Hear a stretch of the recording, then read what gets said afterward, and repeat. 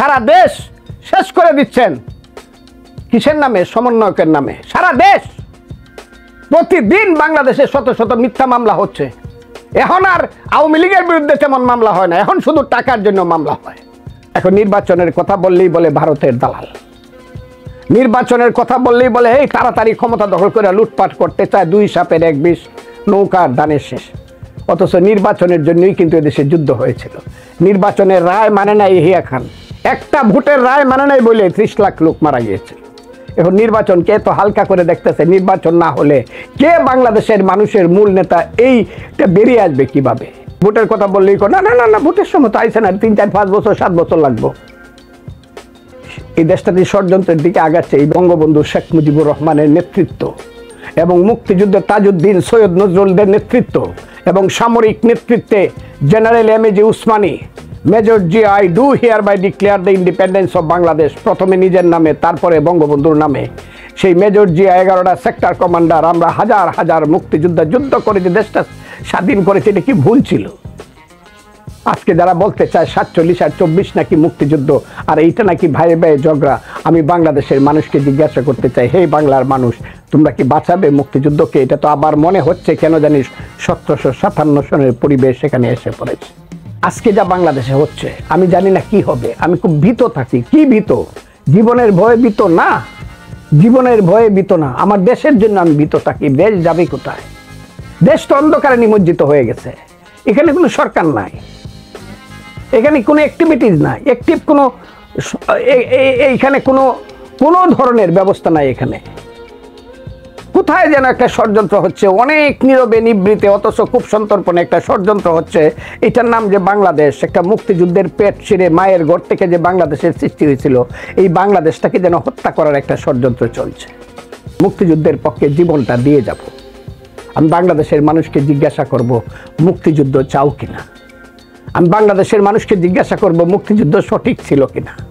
আমি বাংলাদেশের মানুষকে জিজ্ঞাসা করব, 30 লক্ষ মানুষকে ভুলভাবেই প্রাণ দিয়েছিল। আমি বাংলাদেশের মানুষকে জিজ্ঞাসা করব, 1000 বছরের বাঙালি জাতি যে পরাধীন ছিল, 71-এ যে আমরা যুদ্ধ করে বাংলার পূর্বাকাশে নতুন সূর্য তুলেছিলাম, সেটা কি ভুল ছিল কিনা? আমি এই কথাটা বাংলাদেশের মানুষকে জিজ্ঞাসা করবই। আমার নামে অনেক বকা হবে, আমাকে অনেকে বকবে, এমন বকা আমি শুনতেছি। আমি কারে আমি দুষবো জানি না, আমার কপালকে দুষবো কিনা। ফজলুর রহমানের মতো মানুষের উপরে বকা দেওয়ার মতো এমন কোনো অপরাধ ফজলুর রহমান জীবনে করে নাই। কিন্তু বাচ্চা ছেলে পেলেরা, এদের দাড়ি দেখলেই বোঝা যায় এরা কোন সংগঠনের ছেলে, এরা কোন সংগঠনের দাড়ি দেখলেই বোঝা যায়। হাজার হাজার চ্যানেল খুলে বসে আছে, এদের নাকি হাজার হাজার কোটি টাকা আছে, ব্যাংক তাদের দখলে, বিমা তাদের দখলে, হসপিটাল তাদের দখলে, মধ্যপ্রাচ্যের টাকা তাদের দখলে। সেই টাকা দিয়ে সমস্ত টেলিভিশন সেন্টার, সমস্ত নিউজ মিডিয়া তারা দখল করে বসে আছে। সমস্ত পত্র পত্রিকা ভীত অবস্থায় এখন মুখ লুকায়া কাঁদে। আমি নাম বলতে পারি সমস্ত পত্রিকার, কেউ সত্য কথা বলে না। যখন কেউ সত্য কথা বলে না, সূর্য যখন অস্তমিত হয়ে যায়, আমি ফজলুর রহমান সত্য কথাটি বলতে চাই। আমি মানুষকে আহ্বান করতে চাই, হে বাংলার মানুষ, মুক্তিযুদ্ধ বড় দুঃসময়ে আছে, মুক্তিযুদ্ধ বড় দুঃসময়ে আছে, মুক্তিযুদ্ধের বড় দুর্দিন। যারা মুক্তিযুদ্ধকে ভালোবাসেন, আল্লাহর নামে শপথ করেন যে আমরা মুক্তিযুদ্ধকে বাঁচাবো।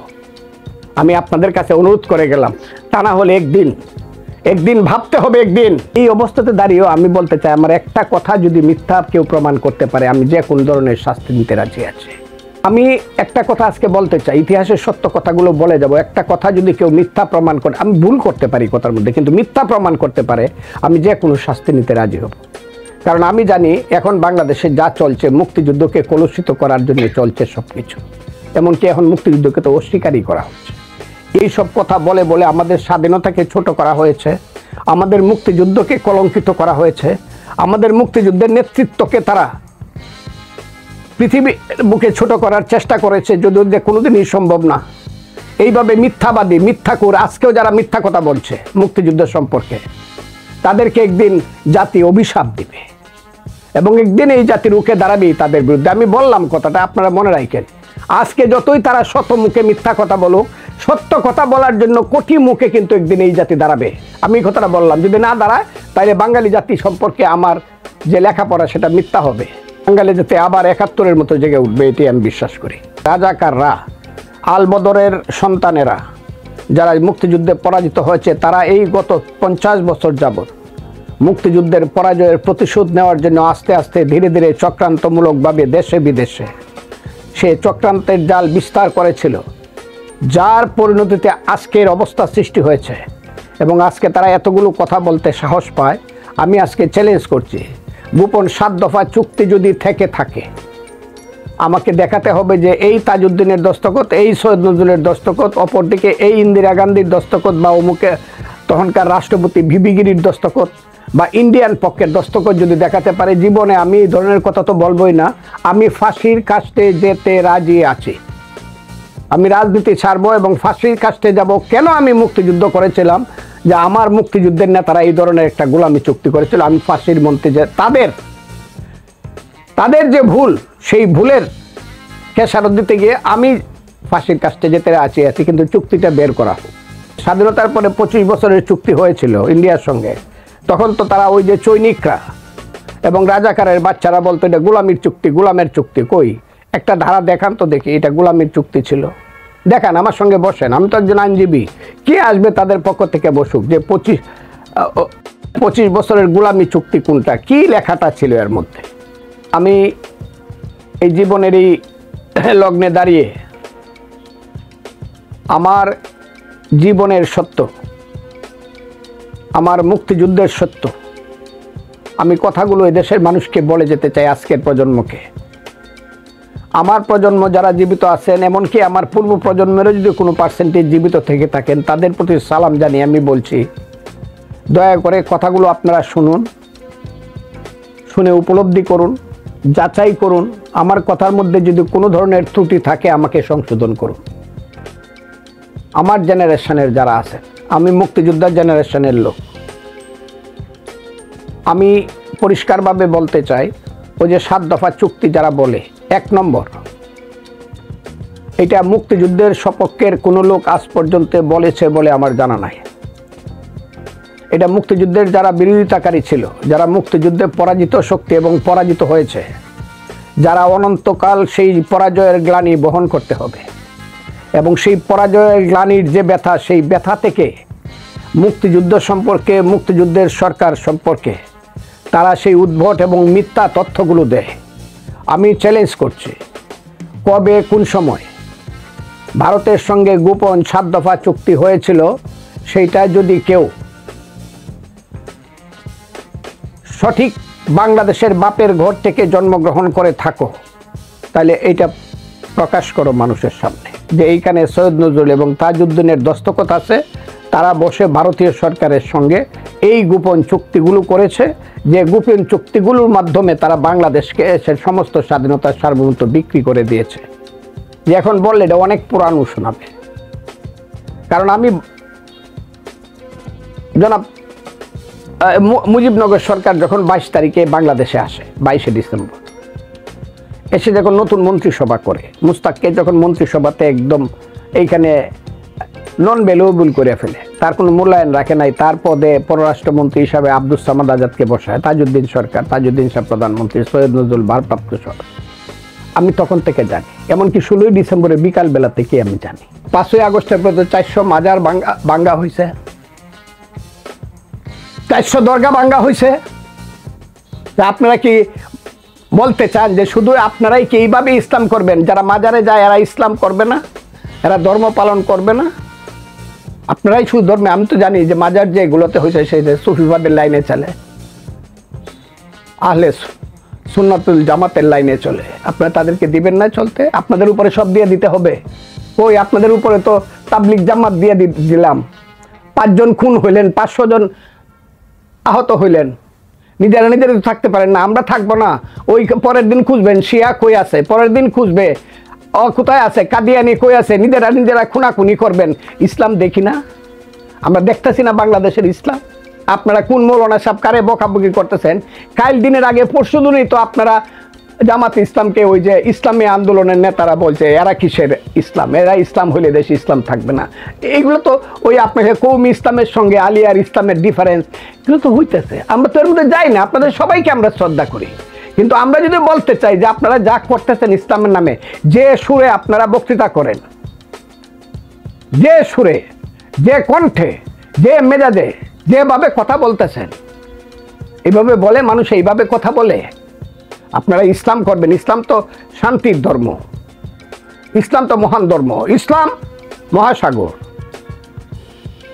কাজে ইসলামের নাম যারা এইখানে শুধু নিজেদের রাজত্ব কায়েম করতে চান, ওই আমাদেরকে বুঝাইতে চান ইসলাম, অনেক কথা বলেন। ওই যে আলহামদুলিল্লাহর অর্থ নাকি ফজলুর রহমানরা জানে না, আমি বলে দিলাম আলহামদুলিল্লাহ। পয়লা কথাটা হলো আলহামদুলিল্লাহি রাব্বিল আলামিন। ওই বলে নাই তো আলহামদুলিল্লাহি রাব্বিল মুসলিমিন, রাব্বিল মুসলিমিন তো বলে নাই। আল্লাহ বলছে আমি সমস্ত বিশ্ব ব্রহ্মাণ্ডের প্রভু। আর আল্লাহ সমস্ত বিশ্ব ব্রহ্মাণ্ডের প্রভু বলে দেশে হিন্দু থাকবে, মুসলমান থাকবে, বৌদ্ধ থাকবে, খ্রিস্টান থাকবে, সব ধর্মের মানুষ থাকবে, সবাই যার যার ধর্ম পালন করবে, আমরা কেউ কাউকে বাধা দিব না। আমি তো সেই কথাটাই বলতে চাই। যেখানে বৈশাখ কথা বলতেছি, এর থেকে মাত্র 20 গজ দূরে হইলো আপনারা দেখেন, তার নাম হলো শিল্পকলা একাডেমি। গত 6 মাস যাবৎ শিল্পকলা একাডেমিতে কোনো গান হয় না। কেন নাটক হয় না? কেন গান নাটক হয় না? গান নাটক না হলে সংস্কৃতি কিসের? এখানে এসে ঢিলায় কারা? আমি তো দেখছি যারা ঢিলা ইট দিয়া শিল্পকলার ভিতরে, সবার মাথায় টুপি আছে, তাদের মুখে কি স্লোগান? স্লোগানটা নাই বা বললাম। আপনারা তো বলে না সংস্কৃতি সবাই করতে পারতেছে, আমরা কাউকে বাধা দিই না।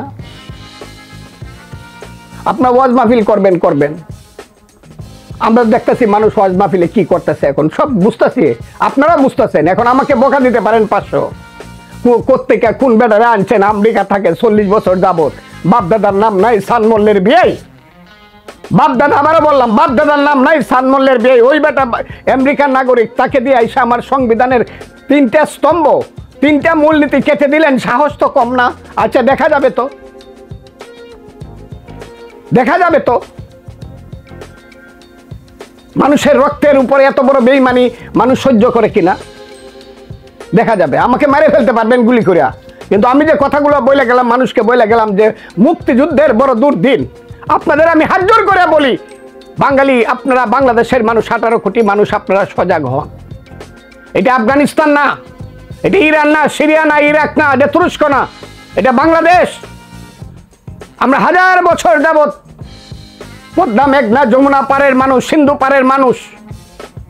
আমরা 1000 বছর যাবত হিন্দু নয়, ওরা মুসলিম, জিজ্ঞাসে কোনো জন, কান্ডারি বলো, ডুবিছে মানব সন্তান আমার মার।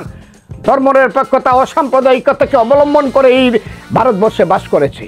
ব্রিটিশরা এসে কিছুদিনের জন্য আমাদের মধ্যে দ্বন্দ্ব সৃষ্টি করে ভারতবর্ষ ভাগ করেছে, বাংলা ভাগ করেছে, দেখছি ইতিহাস। এর বাইরে যারা কথা বলতে চান তারা মানুষের কাছে যান, আমিও যাব, তো আমিও যাব, আমার দলও যাবে। যে দেশে মুক্তিযুদ্ধ চাই নাকি 47 চাই, যান। যদি মানুষ 47 চায়, যান না 47।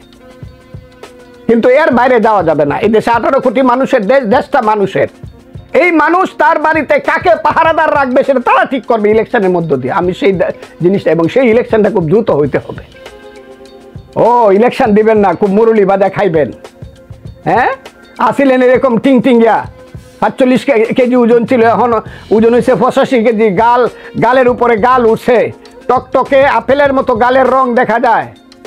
4 কোটি টাকার দামের গাড়ি দৌড়ান, মজা করেন বাংলাদেশের মানুষকে নিয়ে।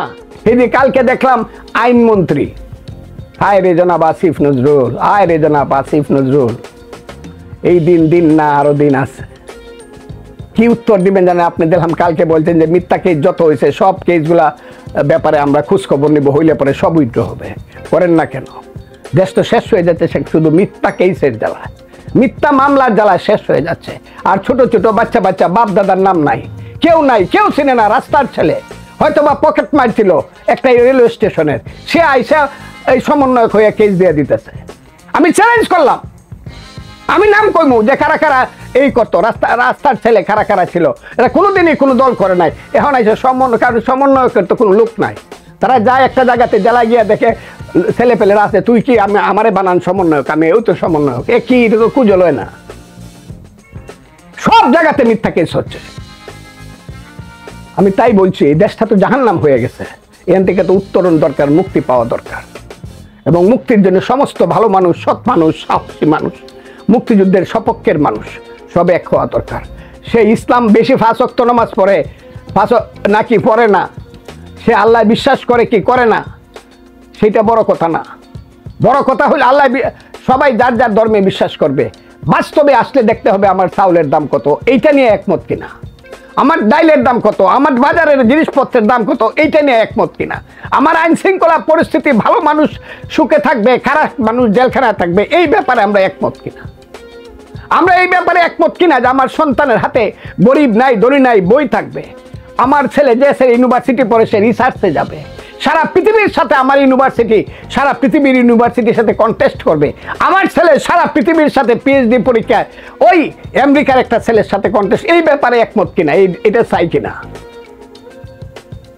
নাকি আমার ছেলেরা খালি সমন্বয় করব, লেখা নাই পড়া নাই সমন্বয়ক, সব খালি সমন্বয় করে ঘুরিয়ে বেড়াইব, ছাত্র রাজনীতি করবো। 3টা জেনারেশন নষ্ট করে ফেলতেছে, 3 জেনারেশন নষ্ট হয়ে যাচ্ছে সমন্বয়কের নামে, ছাত্র রাজনীতির নামে। আমরা ছাত্র আন্দোলন করছি, যুদ্ধে গেছি, যুদ্ধের পরে অস্ত্রটা ডিল মেরে ফেলায় তো আবার সেই ইউনিভার্সিটিতে ভর্তি হয়েছে। ওই আমরা তো বলি না আমাদেরকে একটু ক্ষমতা দাও। আপনারা এরকম হইলেন কেন, এত লুবি হইলেন কেন, এত লুবি কেন আপনারা? আমি তো মুক্তিযুদ্ধ করছি, আমার বয়স তো আপনার চেয়ে বেশি ছিল। আমি তো MA, আপনি যেমন এখন MA পড়েন, আমি তো MA ফাইনাল ইয়ারে পড়তাম মুক্তিযুদ্ধে। আমি তো এসব বলি নাই যে বঙ্গবন্ধু বা তাজউদ্দিন সাহেব আমাকে একটু ক্ষমতার ভাগ দেন।